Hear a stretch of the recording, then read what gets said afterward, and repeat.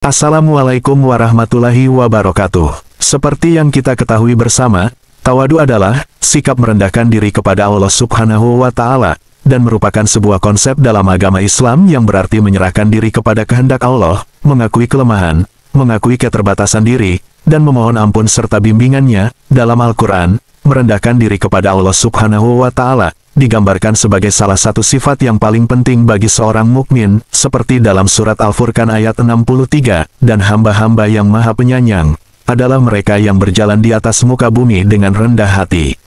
Dalam kesempatan kali ini admin akan mengisahkan 6 makhluk yang merendahkan diri kepada Allah Subhanahu wa Ta'ala, dan maka Allah meninggikan mereka dari makhluk lain yang serupa dengannya.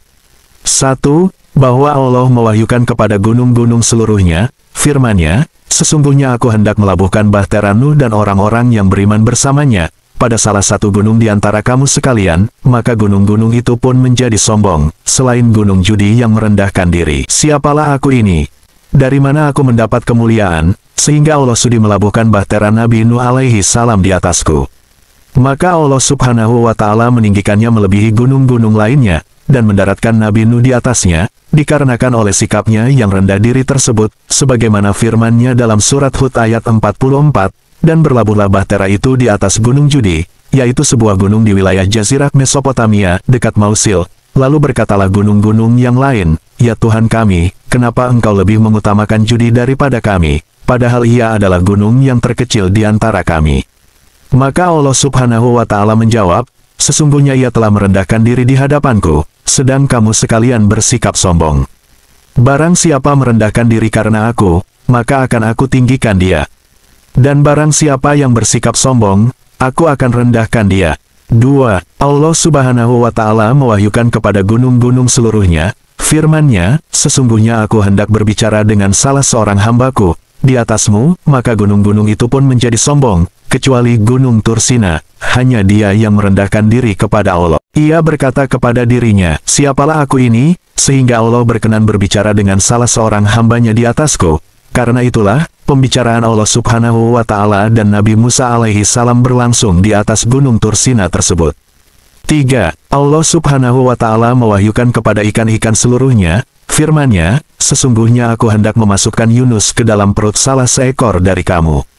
Maka ikan-ikan itu pun menjadi sombong, selain satu ekor ikan saja, ia berkata kepada dirinya, siapalah aku ini, sehingga Allah Subhanahu wa Ta'ala berkenan menjadikan perutku sebagai wadah bagi nabinya. Maka Allah pun mengangkat derajat ikan tersebut, dan memuliakannya, disebabkan oleh kerendahan hatinya. 4. Allah Subhanahu wa Ta'ala mewahyukan kepada semua burung, firman-Nya, "Sesungguhnya aku hendak meletakkan minuman pada salah seekor dari kamu semua, yang mengandung obat bagi manusia, lalu menjadi sombonglah burung-burung itu semua, kecuali lebah." Dia berkata kepada dirinya, siapalah aku ini, sehingga Allah berkenan menaruh minuman itu padaku. Maka Allah Subhanahu wa Ta'ala mengangkat derajatnya, dan meletakkan minuman itu pada dirinya. Dikarenakan kerendahan hatinya tersebut. 5. Allah Subhanahu wa Ta'ala mewahyukan kepada Nabi Ibrahim alaihissalam, "Siapakah engkau?" Nabi Ibrahim menjawab, "Aku Al-Khalil." Kepada Nabi Musa alaihissalam, Allah bertanya, "Siapakah engkau?" Nabi Musa menjawab, "Aku Al-Kalim." Kepada Nabi Isa alaihissalam, Allah bertanya, "Siapakah engkau?" Nabi Isa menjawab, "Aku Ar-Ruh." Dan kepada Nabi Muhammad Shallallahu alaihi wasallam, Allah bertanya, "Siapakah engkau?" Nabi Muhammad menjawab, "Aku seorang anak yatim."